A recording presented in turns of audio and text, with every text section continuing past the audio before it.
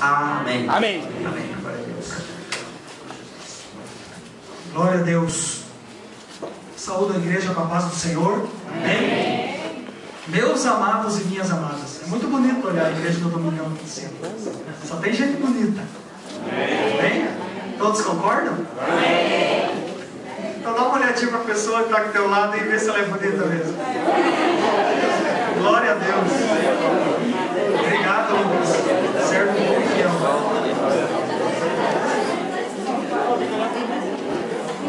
Não vai insultar o irmão que está do lado, hein? Que é muito bonito, sim. Eu estou olhando aqui. Estou vendo no geralzão. Amém? Queridos, amados e amadas, eu acredito num Deus que é todo poderoso. Eu creio num Deus que provê as nossas necessidades, num Deus que é provedor, num Deus que sustenta. Eu creio num Deus que abre porta de emprego. Eu creio num Deus que cura. Eu creio num Deus que opera milagres. Amém? Amém. E isso, gente, são sinais de Deus. Eu vou pregar uma mensagem aqui nessa noite sobre salvação. Aquilo que é a primícia do Evangelho. A mensagem mais importante do Evangelho. Sobre a minha e a tua salvação. O apóstolo Paulo ele diz uma palavra que eu acho tremendo. Em 1 Coríntios capítulo 15, versículo 19, ele diz assim: se esperarmos em Cristo somente nesta vida, somos os mais miseráveis de todos os homens. Então eu acredito que a mensagem da salvação, ela é prioridade no reino de Deus. E gente, deixa eu dizer uma coisa aqui para vocês. Eu acredito que existem alguns tabus na igreja evangélica. Alguns temas que para mim são tabus. 3 exemplos. Eu sempre digo isso. Você falar sobre sexo na igreja evangélica. Muito obrigado, André. Sobre dízimos e ofertas e sobre inferno. Isso aqui para mim, na minha opinião pessoal particular, é tabu na igreja evangélica. Porque se você fala de inferno, é negativo. Não fala do inferno, fala do céu. O céu soa melhor assim. Sabe? Fala de anjo, mas não fala de demônio. Porque demônio é negativo. E a igreja evangélica isso tem perdurado. E eu observo que nos dias de hoje, a mensagem da salvação é muito pouco pregada. E eu acredito que é em virtude disso. Agora, gente, deixa eu dizer aqui algumas coisas nessa minha abertura. Eu acredito que o que eu vou pregar aqui nessa noite, talvez, quem sabe, não seja aquilo que você quer ouvir. Mas uma coisa eu tenho muita certeza e plena convicção. O que eu vou pregar aqui é o que você precisa ouvir. Eu não vou ministrar, aliás, isso tem sido marca do meu ministério, que Deus me levantou para ministrar a palavra, pregar aquilo que você precisa ouvir. Eu sou pregador de mensagens práticas. E hoje eu vou pregar uma mensagem que ela é meramente espiritual. Então por que eu estou dizendo tudo isso aqui para você? Eu quero que você se desarme. Eu quero que você atente os teus ouvidos, que você abra os seus olhos, para você prestar muita atenção no que eu vou dizer aqui nessa noite. Amém? Amém. Glória a Deus? Glória a Deus. Queridos, na igreja evangélica nós somos instruídos. Amém? Amém. Eu não vou trabalhar aqui com axiologia. Meu negócio é aqui, ó, nos 66 livros da Bíblia. Então, eu vou pautar a minha argumentação, aquilo que eu vou ministrar aqui, na palavra de Deus. Eu quero dizer mais uma coisa aqui também. Para os membros que estão aqui há mais tempo, mais antigos, eu já ministrei essa palavra. E Deus colocou no meu coração um compromisso que eu assumi de ministrar essa mensagem pelo menos uma vez por ano. Por que razão? Com que propósito? Para que você fique alerta. Para que você vigie. Jesus diz que devemos vigiar e orar. Não sabemos o dia nem a hora em que há de vir o nosso Senhor. Então, queridos, vamos para o que interessa. Abra sua Bíblia, por favor, no Evangelho de Mateus, capítulo 7, versículos 13 e 14. O tema da mensagem é o Evangelho da salvação. E a minha oração é para que o Espírito Santo confirme essa palavra no teu coração. Amém? Amém. Mateus capítulo 7, versículos 13 e 14.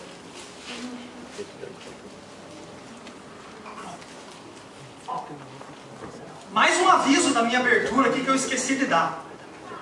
Queridos, você sabia que no Evangelho de Mateus Jesus fala mais do inferno do que do céu? Em Marcos capítulo 16, no versículo 16, Jesus diz assim: quem crer na mensagem do Evangelho, for batizado será salvo, quem não crer será condenado. Por que eu estou dizendo isso? Se eu não anuncio a mensagem da salvação, eu faço Jesus mentiroso. E mais uma coisa, gente. Mais uma coisa. Se se fala de salvação, é porque tem alguma coisa que a gente deve escapar. Você só se salva de algo que manifesta um perigo na tua vida. Amém? Todos concordam? Você só se salva de alguma coisa que pode promover um risco para você. Então, essa mensagem vai falar com você sobre a salvação. Amém? Mateus capítulo 7, versículos 13 e 14 diz assim, a palavra do Senhor. E é Jesus que está falando aqui, ó. Entrai pela porta estreita, porque larga é a porta, espaçoso o caminho que conduz à perdição, e muitos são os que entram por ela. E porque estreita é a porta, apertado o caminho que leva à vida, e poucos há que a encontram. Larga é a porta, espaçoso é o caminho que conduz à perdição, e muitos são os que entram por ela. Estreita é a porta, apertado é o caminho que leva à vida, e poucos são que a encontram. A bem da verdade é que a salvação não é simplesmente uma escolha declaratória. A salvação, a minha salvação, a tua salvação, vai depender das nossas atitudes, da prática da nossa vida em consonância com os princípios que Deus estabeleceu. Escuta o que eu vou dizer para vocês aqui na minha introdução. O texto que lemos, essa declaração de Jesus, de Mateus capítulo 7, dos versículos 13 e 14, é interessante entendermos, à luz da Bíblia, que Jesus não determina quem entra pela porta estreita ou pela porta larga. Ele apenas nos mostra que existem dois caminhos. E ele nos ensina a consequência de cada um. Porta larga, caminho espaçoso, muitos entram por ela, conduz à perdição. E a porta estreita, caminho apertado, é difícil viver, é difícil fazer, mas conduz à vida eterna. E deixa eu dizer uma coisa aqui para vocês, gente. Se estivesse na órbita da soberania de Deus determinar quem vai para o céu ou para o inferno, e o que eu quero deixar claro nessa mensagem aqui é que Deus não determina quem é salvo ou condenado. Sou eu e você, somos nós. Pastor, padre, papa, igreja evangélica, igreja católica, denominação A, denominação B, ninguém coloca você no céu ou no inferno. E aí eu conjecturo. Se tivesse na órbita da soberania de Deus colocar alguém no céu ou no inferno, Deus só poderia colocar o homem no céu. Se fosse uma questão da escolha exclusiva da ordem da soberania de Deus colocar alguém no céu ou no inferno, Deus só poderia colocar o ser humano no céu. Por quê? Porque o maior atributo de Deus é o amor. 1 João capítulo 4, versículo 8 diz que Deus é amor. A marca mais proeminente do caráter de Deus é o amor. O homem ama, mas o homem não é amor. Mas quando a Bíblia diz que Deus é amor, está declarando que a essência do caráter de Deus é o amor. E por causa do atributo do amor, se fosse uma questão da escolha exclusiva, soberana de Deus, colocar alguém no céu ou no inferno, Deus só poderia colocar o homem no céu. E então por que Deus não coloca então por soberania alguém no céu ou no inferno? Porque Deus respeita os princípios que Ele estabeleceu. Escuta o que eu vou dizer para vocês. Quando Deus criou o homem, em Gênesis capítulo 1, versículos 26 e 27, a palavra usada, o nome de Deus usado na criação, lá na tradução original da Bíblia no hebraico, é a palavra Elohim. Elohim, a nossa imagem e semelhança. Elohim é um substantivo na forma plural que indica a pluralidade de pessoas. Isto é, Deus, Pai, Filho e Espírito Santo. Deus, quanto a número e essência, é uno. Quanto a personalidade, Deus é trino. Deus é uno em número e essência. Quanto a personalidade, Deus é trino. Um Deus que se manifesta em três personalidades, três pessoas. O Pai, o Filho e o Espírito Santo. Então o que isso significa? Que Deus, um ser pessoa, vai criar um ser pessoal. E o que significa ser pessoa? Esta é a imagem e semelhança do homem com Deus. Ser pessoa significa ter inteligência, sentimentos e vontade própria. Então, quando Deus fez o homem, Ele dotou o ser humano da capacidade de volição, de vontade própria, de livre arbítrio, poder para decidir. Foi Deus quem instituiu essa lei, e Deus respeita os princípios que Ele estabeleceu. É por isso que em Provérbios, capítulo 23, no versículo 26, a palavra do Senhor diz assim: Filho meu, dá-me o teu coração. Se não existisse livre-arbítrio, Deus não pedia o coração de ninguém, Ele tomava.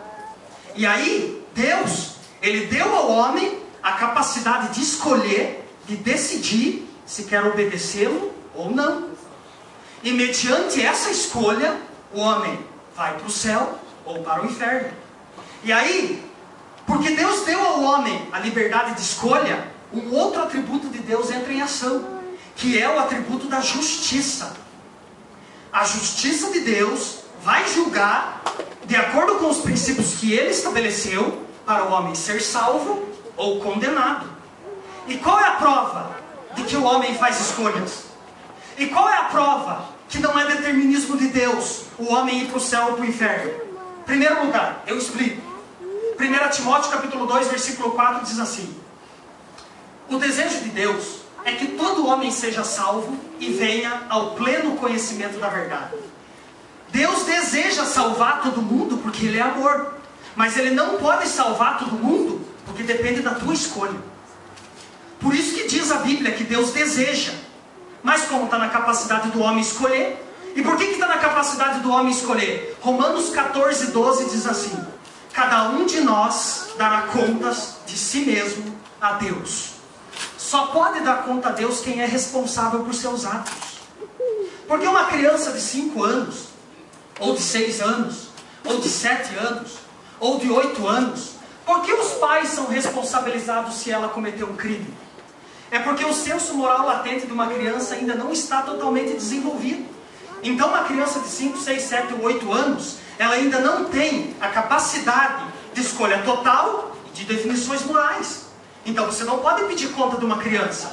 Mas quando a Bíblia diz que cada um de nós dará contas de si mesmo a Deus, é porque eu e você, é porque nós temos a capacidade de discernir, de escolher e de estabelecer, segundo o nosso livre-arbítrio, qual é a vontade daquilo que queremos seguir ou não. É por isso que céu ou inferno não é simplesmente uma escolha declaratória. Céu ou inferno vai depender das nossas atitudes em consonância com os princípios que Deus estabeleceu. Então, queridos e amados, mediante essa minha introdução, a minha mensagem tem 4 partes, rápido e rasteiro. Quem vai para o inferno, o que é o inferno, quem vai para o céu e o que é o céu. Amém? Amém. Queridos, não é Deus que coloca ninguém por soberania no céu ou no inferno. Eu fiquei pensando, você imagina comigo que Deus incoerente, que Deus tirano, que cria uns para colocar no inferno e outros para colocar no céu. Você já pensou nisso? Já pensou nisso, Moacir? Moacir, gostei de você, céu. Karen, não gostei de você, inferno. Não existe isso, gente. Existe uma teologia que prega de predestinação aí fora que é fajuta, é mentira. A nossa salvação vai depender do que a gente faz aqui nessa vida. Amém? Amém. Então, gente, queridos, quais são os princípios que Deus estabeleceu para salvar uma pessoa ou para condenar? Quais são os princípios? Isso aqui que eu vou dizer é o princípio. Deus como Criador, Ele que estabelece a norma. Deus como Criador, Ele estabelece a norma, os princípios para colocar o ser humano no céu ou no inferno. Essa roupa que você está usando, ela obedece um padrão da empresa que fabricou. Os vários carros que estão aí fora obedecem um modelo e um padrão da empresa que o fabricou. Então isso aqui é o princípio. Então, queridos, eu vou dizer para vocês quais são os princípios que Deus se utiliza para colocar alguém no céu ou no inferno. Amém? Amém. Em primeiro lugar, quem vai para o inferno? Salmo 9, versículo 17 diz assim: os ímpios serão lançados no inferno, e todas as gentes que se esquecem de Deus. Temos 2 categorias aqui de características de pessoas que vão para o inferno. Primeiro, ímpio. O que é o ímpio? Ímpio é aquele que vive na prática do pecado. não é o que peca, é o que vive no pecado. Se você viver no pecado, ou eu, ou seja lá quem for, vai para o inferno. Segundo, olha a expressão da linguagem da Bíblia. Todas as gentes que se esquecem de Deus. Sabe o que a Bíblia está dizendo nesse texto? Pessoas que já tiveram relacionamento com Deus. Pessoas que já tiveram experiências com Deus e o abandonaram. Se desviaram. Pessoas que deram as costas para o Evangelho. Pessoas que abandonaram a fé e desprezaram a palavra de Deus. Escuta o que o escritor da carta aos Hebreus diz. Hebreus capítulo 3, versículos 12 ao 14 diz assim: Vede, irmãos, que não haja entre qualquer de vós um coração mau e infiel para se apartar do Deus vivo. Antes, exortai-vos uns aos outros, todos os dias, no tempo que se chama hoje, para que nenhum de vós endureça o coração pelo engano do pecado. Porque nos tornamos participantes de Cristo, se retivermos o princípio da nossa fé até o fim. Ouviram o que esse texto está dizendo? Pessoas que são infiéis. Pessoas que endurecem o coração e abandonam Deus por causa do pecado. Escuta esse texto. Olha o que Pedro vai dizer em 2 Pedro capítulo 2, do versículo 20 ao 22. Para a pessoa que está desviada. Para a pessoa que abandonou a Deus por causa do pecado. 2 Pedro capítulo 2, do versículo 20 ao 22 diz assim: Se depois de vocês terem escapado das contaminações do mundo, pelo conhecimento do Senhor e Salvador Jesus Cristo, e forem outra vez envolvidos nelas e vencidos, tornou-se-lhes o seu último estado pior do que o primeiro. Antes lhes fora melhor não terem conhecido o caminho da justiça, do que conhecendo, se desviarem dos santos mandamentos que lhes fora dado. Deste modo lhes sobreveio o que por um antigo provérbio se diz: o cão voltou ao seu próprio vômito, e a porca lavada ao espojadouro de lama. Aquele que teve uma experiência com Deus, que teve a vida transformada pelo poder da palavra de Deus, pelo poder do Evangelho e da pessoa de Jesus, e depois o abandona, o seu estado agora é pior do que antes dele ter conhecido a verdade do Evangelho. E esse tipo de gente, segundo a Escritura, vai para o inferno. O apóstolo Paulo diz em 2 Timóteo capítulo 4, versículo 10: Demas me abandonou, amando o presente século. É o que muita gente tem feito. Pessoas que abandonam a casa de Deus. Pessoas que abandonam os caminhos do Senhor por amor ao mundo, por amor aos deleites da carne, pelas concupiscências da carne, os prazeres da vida. Queridos, deixa eu fazer uma pausa aqui. Eu pergunto para vocês: será que Deus tem prazer na morte do ímpio? Será que Deus tem prazer em colocar alguém no inferno? Claro que não. No livro do profeta Ezequiel, capítulo 18, no versículo 23, diz assim: Desejaria eu de qualquer maneira a morte do ímpio? Diz o Senhor Jeová. Não desejaria antes que ele se converta dos seus maus caminhos e viva? O desejo de Deus não é condenar ninguém. Antes, o desejo de Deus é que haja quebrantamento, arrependimento e que as pessoas voltem para o seu caminho. Amém? Amém. Agora, gente, abram suas Bíblias comigo em Apocalipse capítulo 21, versículo 8. Tem mais uma listinha aqui para a gente continuar a pregação, a mensagem. Apocalipse 21, versículo 8. Apocalipse, o capítulo 21, é o último livro da Bíblia. O penúltimo capítulo da Bíblia. Glória a Deus. Apocalipse 21, o versículo 8, diz assim: Mas, quanto aos tímidos, quem sabe na sua tradução está escrito medrosos ou covardes. Tímido ou covarde, ou medroso, não tem nada a ver com temperamento. Eu me lembro que certa vez eu participei de uma escola bíblica e uma pessoa disse assim para mim: Reinaldo, eu tenho que ser mais extrovertido, porque a Bíblia diz, eu li na Bíblia, que o tímido vai para o inferno. Queridos, tímido aqui na Bíblia não tem nada a ver com temperamento. Eu vou dizer para você quem que é o tímido. Sabe quem que é o tímido? É aquela pessoa que vem na igreja, é aquela pessoa que ouve a palavra, é aquela pessoa que se simpatiza com o evangelho, sabe? Eu gosto de ouvir a palavra, sabe, pastor, você prega, fala comigo. Querido, vem para Jesus. Não, não é para mim. Ainda não é a minha hora. Sabe? É aquela pessoa que tem vergonha de ser cristão porque não sabe o que os amigos vão pensar. Sabe? É aquela pessoa que não quer servir a Deus por causa dos parentes. Sabe? Tímido é aquele que não quer ter compromisso com Deus. Conhece o evangelho, mas não está disposto a ter um compromisso de obediência e de fidelidade com Deus. Segundo a palavra, vai para o inferno. Está aqui na Bíblia. Eu estou pregando a palavra, a verdade teológica. Segundo ali, ó, quanto aos incrédulos. Eu estou pregando aqui, a pessoa não acredita. Incrédulo. Não tem nada a ver. Não tem nada a ver esse negócio de Jesus, de salvação, de céu, de inferno. Não tem nada a ver, eu não acredito. E tem aqueles que dizem assim ainda, não. Se Deus aparecer para mim, eu não acredito. Querido, eu tenho uma noticiazinha para te dar. Você vai morrer e Deus não vai aparecer. Porque Deus não está preocupado em provar sua existência para ninguém. Escuta esse texto que eu vou citar para você. Romanos capítulo 1, versículos 19 e 20 diz assim: porquanto o que de Deus se pode conhecer, nos homens se manifesta, porque Deus lhe manifestou. Porque as suas coisas invisíveis, desde a criação do mundo, tanto o seu eterno poder como a sua divindade, se entendem e claramente se veem pelas coisas que estão criadas, para que os homens fiquem indesculpáveis.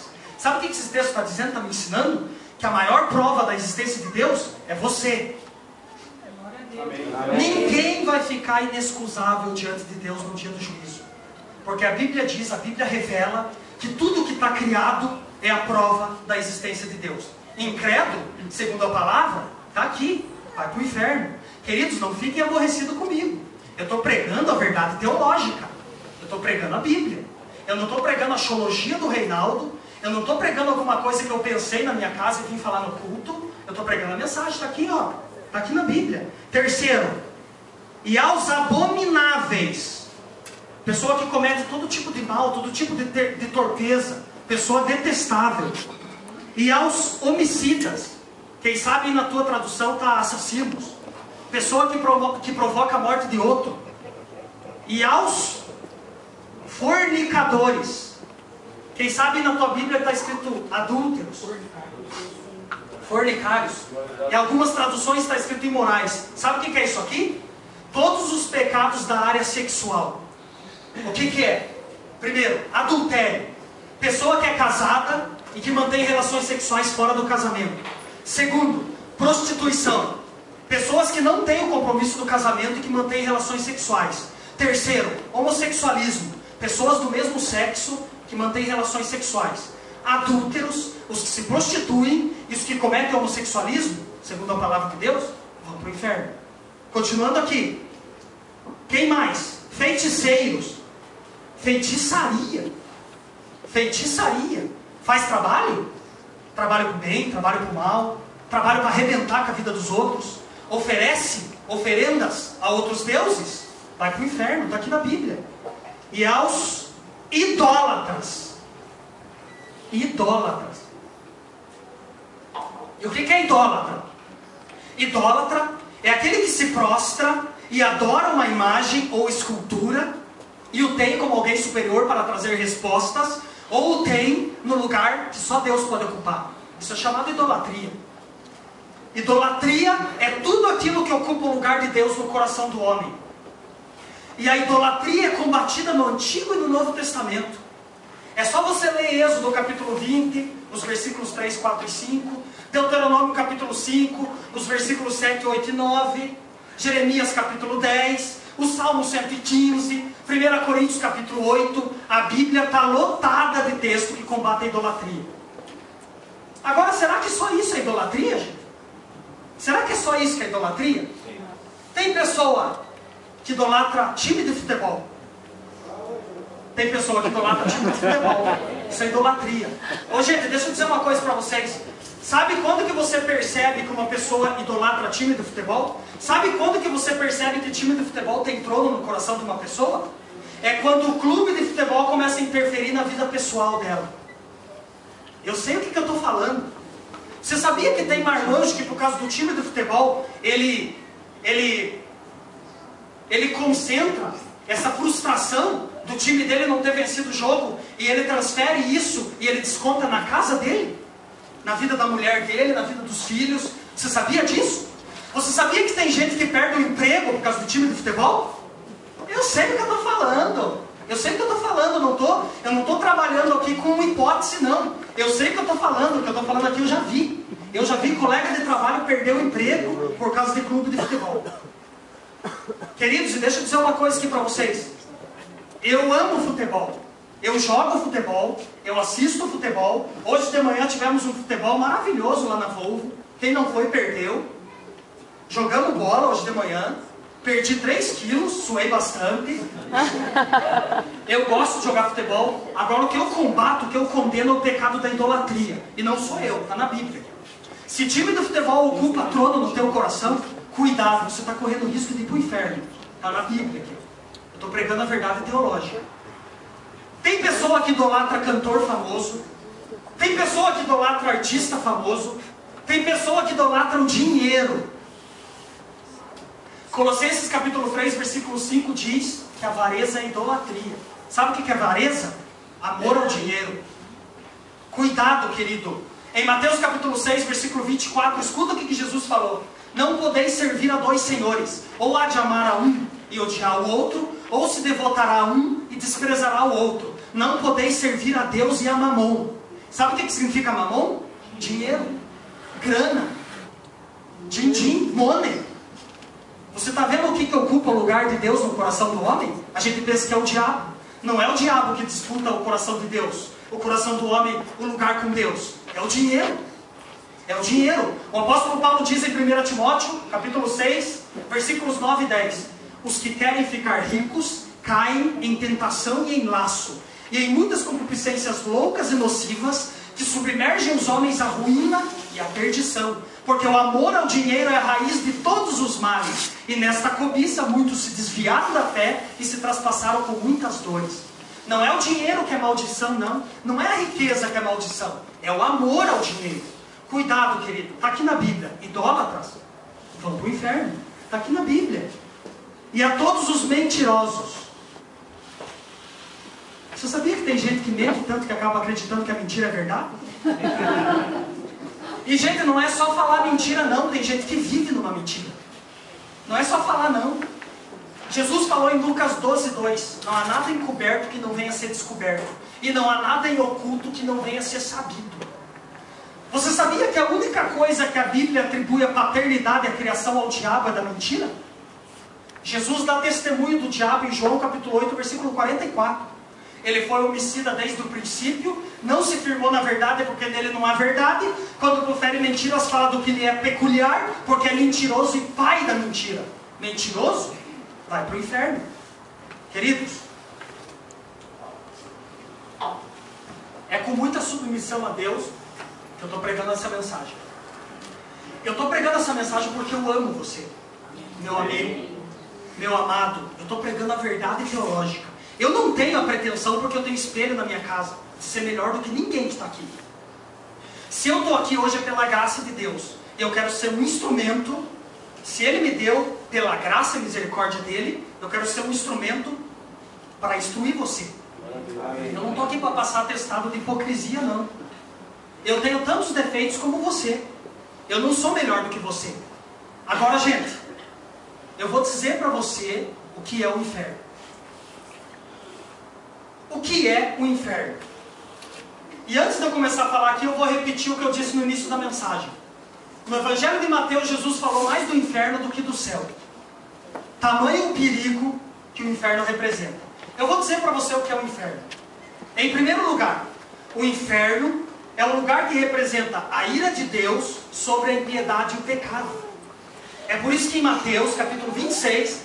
versículo 41, a Bíblia diz que o inferno foi preparado para o diabo e seus anjos. Significa o lugar que representa a ira de Deus. É o lugar de maior sofrimento inimaginável, que o ser humano não é capaz de medir. É por isso que em Mateus capítulo 25, versículo 30 diz que o inferno é lugar de pranto e de ranger de dentes. É um lugar de sofrimento inimaginável. O inferno é lugar de sofrimento eterno. Em Marcos capítulo 9, versículo 48, a Bíblia diz que lá o fogo não se apaga. Diz que o bicho não morre. Apocalipse capítulo 20, os versículos 10 e 15 também diz que o inferno é um lugar de sofrimento eterno. Que quem for lançado no inferno sofrerá pelos séculos dos séculos.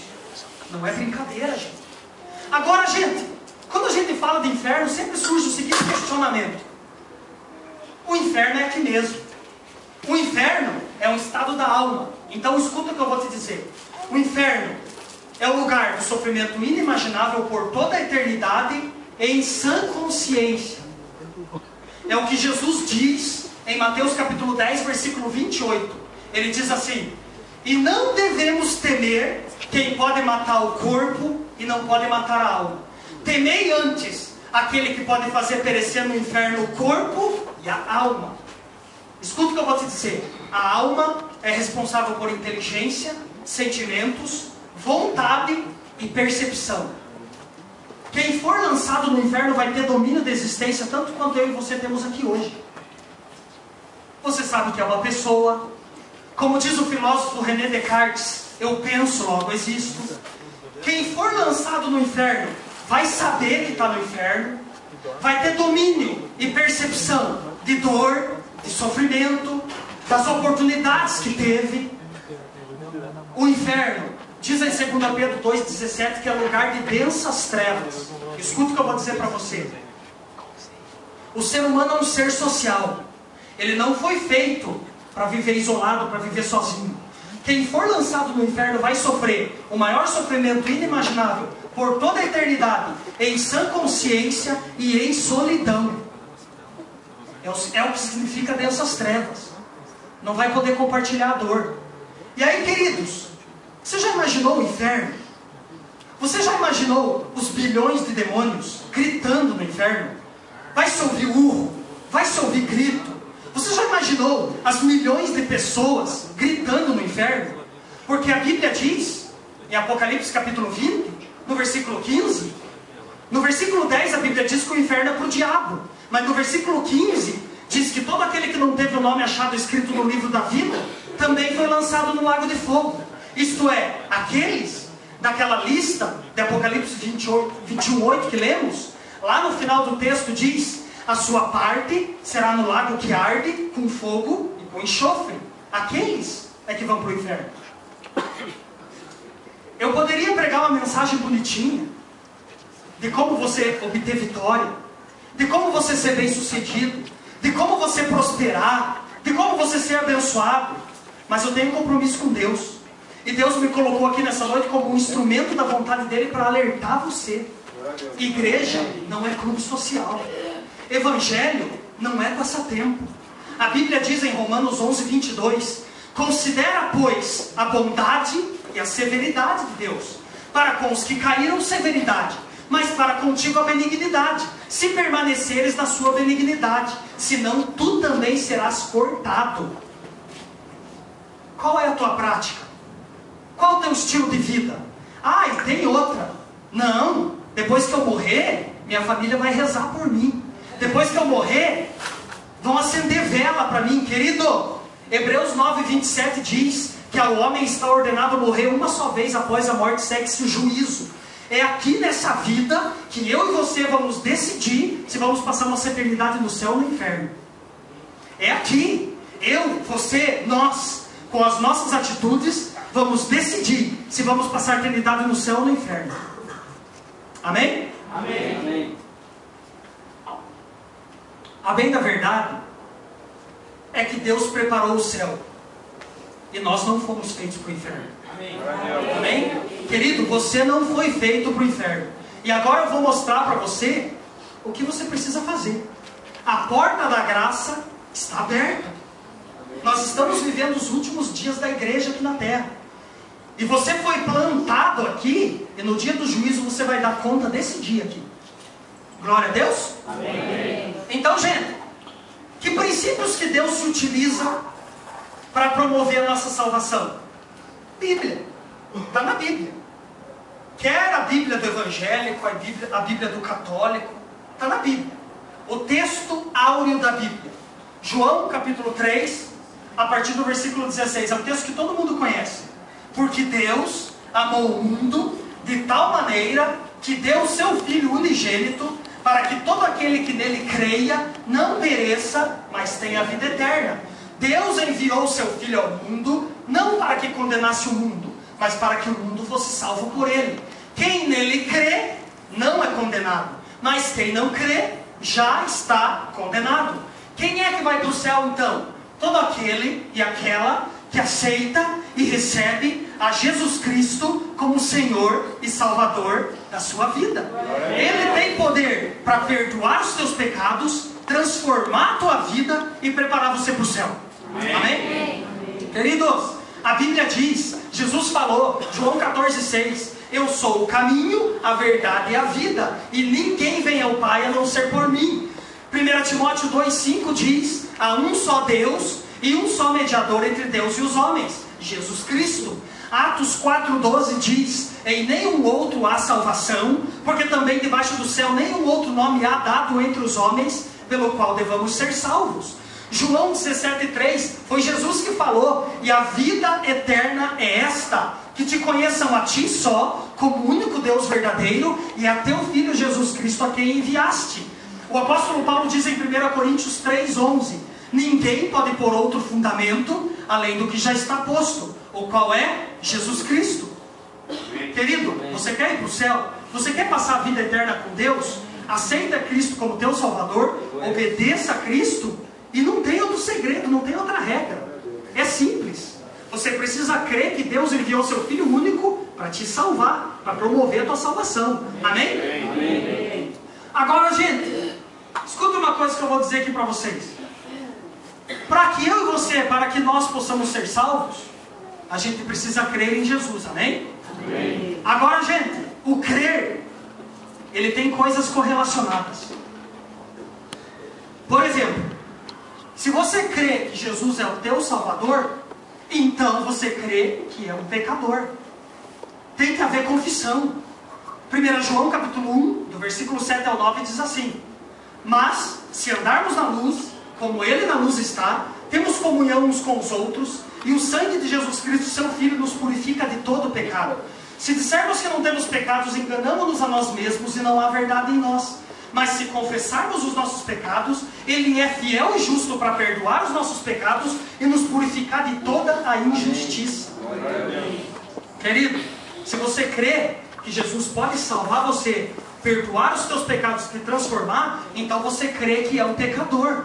Aí, Jesus Cristo, com aquele sangue imaculado, incontaminado, que foi derramado na cruz do Calvário, vai entrar na tua vida, vai transformar você e vai preparar você para o céu. Amém? Agora, gente, o crer, ele tem coisas relacionadas. Tem coisas correlacionadas. Segundo aqui, ó, quem crê, obedece. Somente crê aquele que obedece, somente obedece aquele que crê. Essas coisas estão correlacionadas. Você não pode dissociar o crer de obedecer. Escuta o texto que eu vou provar para você. Hebreus capítulo 5, versículo 9.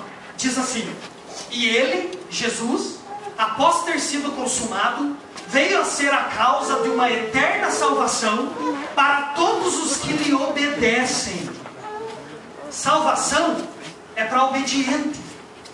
Se você crê, você obedece. Se você obedece, você crê. E se você crê e obedece, você é fiel. Essas coisas estão correlacionadas.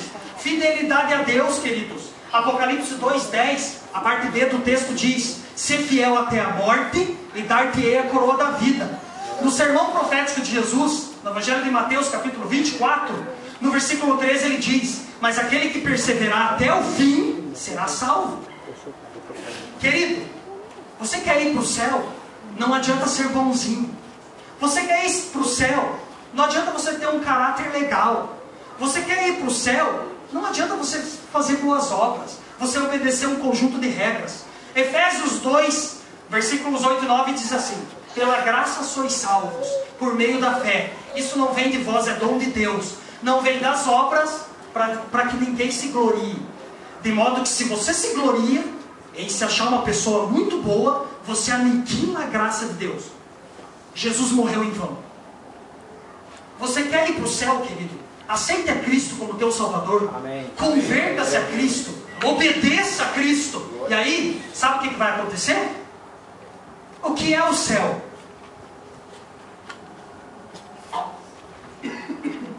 O que é o céu? Primeiro, céu. Lugar onde Deus habita. Céu. Vai parar a contagem do tempo. Vai entrar o dia da eternidade. O que é o céu? Escute esse texto, que eu acho tremendo. Apocalipse 21, do versículo 4 em diante, diz assim: e Deus enxugará dos vossos olhos todas as lágrimas.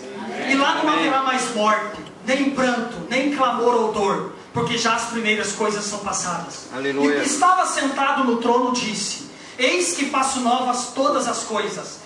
E disse-me: escreve, porque estas palavras são verdadeiras e fiéis.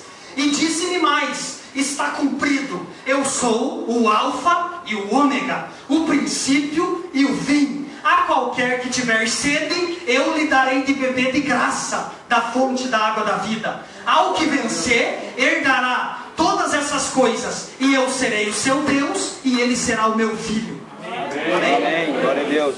Olha o que o texto diz, gente. Deus enxugará dos vossos olhos toda lágrima. Extinção total da tristeza. Plenitude total da alegria.